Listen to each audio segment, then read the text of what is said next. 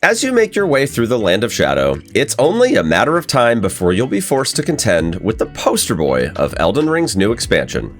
And while he's no Malenia, he's most definitely not a pushover. In this guide, we'll be going step by step and showing you how to defeat Messmer the Impaler in Elden Ring Shadow of the Erdtree.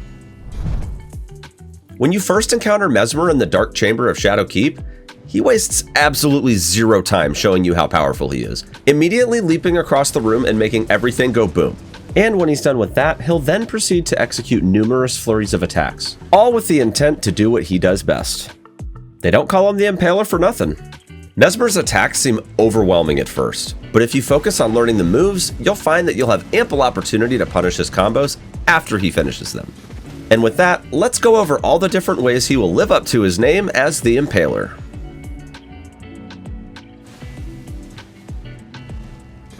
To dodge Messmer consistently, we need to first understand both the basic attacks he uses as well as his uniquely identifiable skills.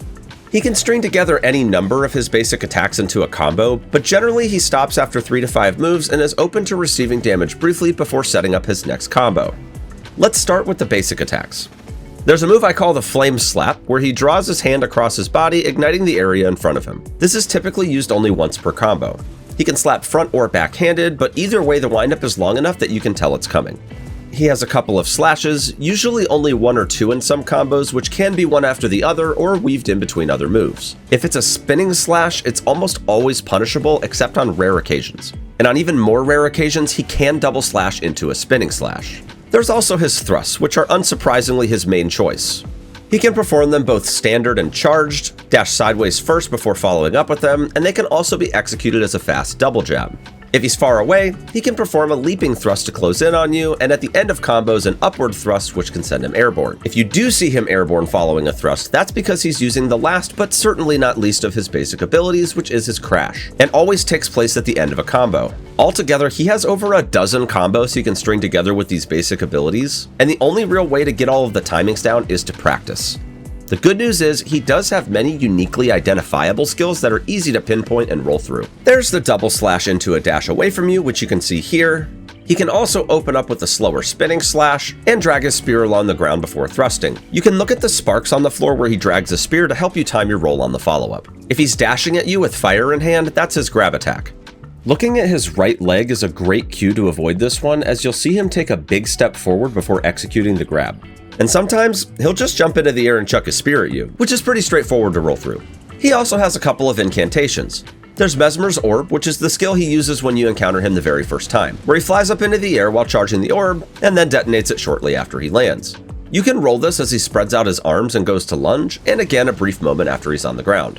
Aside from the intro, he typically only uses this incantation when he's far away. Occasionally, he'll cast Flame Serpent, which is pretty simple to roll and avoid, but be careful that you don't roll right into a combo. And to wrap up Phase 1, there's 2 fire-based skills you'll want to be aware of as well. The first involves a spinning jumping slash where Messmer ends up behind you. You'll want to roll away from this as he can follow up with additional attacks from his base moveset.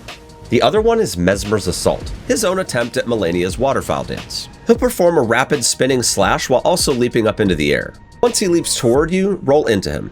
He'll end up outside the ring of fire and then fly into you once again with a triple jab, which you can avoid by rolling into him again. At this point, he'll crash down to the ground and pull up spears from the floor. For both of these, you can roll twice with the same timing as you do for Messmer's Orb. That covers Phase 1, and when you get him to 50% health, things start to get pretty crazy. After witnessing an absolutely epic cutscene, Messmer gains the ability to shapeshift into an abyssal serpent and assault you with some new attacks, some of which are very similar to that of the god-devouring serpent. In the intro, and occasionally throughout Phase 2, his orb now gets slammed down in the jaws of the serpent, but despite its intimidating look, the roll timing is exactly the same as Messmer's orb in Phase 1. Our main goal in this phase will be to punish his shapeshifts out of serpent form and continue to land attacks between the combos he uses from Phase 1. This is a bit harder to do in this phase as he'll often finish his combos by spiraling away, but it's still possible nonetheless with proper positioning. Don't overcommit though, because he does shift back into serpent form regularly and go in for a few different bite attacks. His main shapeshift is a fast animation where the serpent immediately appears and bites 1 to 3 times. After its head is on the ground at the end of the combo, get in as much damage as you can while he shifts back to his mutilated form. He can also summon a serpent while he's just standing there that lunges at you once. He won't attack while the serpent is out for this one, so just focus on avoiding the bite. If he disappears quickly and leaves a large pool of blight on the ground, a long bite animation with a later roll timing is coming. This is probably the easiest to dodge since you get a ton of time to brace for it, so just hang out and wait for it to pop out, wriggle around for a while, and then commit to the bite. And finally, if he hunches over and spawns blight, roll out as he snaps his head upward and roars, then roll back as the twin serpents lunge, 3 more times as each of the other serpents lunge forward, and finally 2 more times to avoid the crash and the spears he pulls up at the end. The direction of the roll shouldn't matter much after you're out of the blight and away from the twin serpents, and once you nail the timing, you can position yourself to squeeze out some damage before he picks his next combo. Careful management between his shifts is vital to bringing him down in Phase 2. But once you've mastered it, Messmer will soon join the list of vanquished demigods, and you'll be one step closer to tender Miquella's sweet, sweet embrace. Now that you know how to counter Messmer's relentless onslaught, here's a few tips to ensure you're fully prepared. Messmer doesn't have an absolute weakness to any particular element, but he's moderately susceptible to magic, lightning, and funny enough, fire. He can also be afflicted with poison and scarlet rot, as well as bleed and frostbite, making almost any build viable in terms of damage. I used a glass cannon build with the backhand blade and Rakshasa set, which was amazing for overall DPS and landing fully charged strong attacks regularly between his combos. I wouldn't normally suggest a build like this, but for what you're about to see, it was perfect. Obviously, his attacks mostly revolve around fire damage, so I recommend heavy fire resistance in addition to bolstering your damage type of choice with your talismans, armor, and physic. You'll have ample opportunities between combos to hit him, so feel free to bring any weapon you like. If you plan on using summons, Horn Scent is available inside the boss room, which is a bit different than what you might expect. His attacks apply bleed, so if you're running a bleed build yourself, you'll potentially get several procs throughout the fight. Of course, you can bring a Spirit Ash as well to round out your squad, but be aware as most of his abilities cover a large area, so you'll need to push out a lot of damage quickly before your summons die if you want to make the best use of them. And with that, it's time for a demonstration of the techniques we just covered. I'll preface it by saying that I try to record a decent fight in the demonstrations for these guides, allowing for a couple of mistakes on my part, namely because it's totally okay to make mistakes. But for this one, I wanted to do something truly special. So without further ado, please enjoy this Messmer kill, but this time, we're doing it hitless.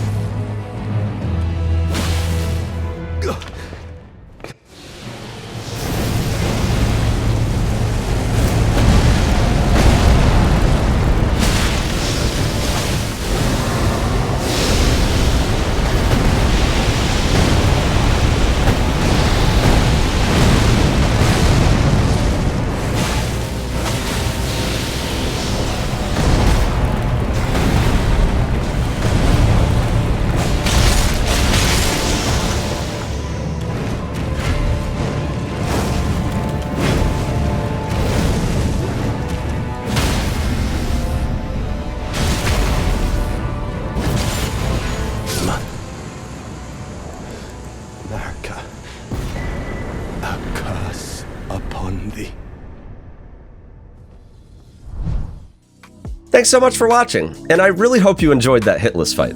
For more help on your journey through Shadow of the Erdtree, head on over to our ever-expanding wiki on IGN.com. And of course, for everything else Elden Ring, keep it here at IGN.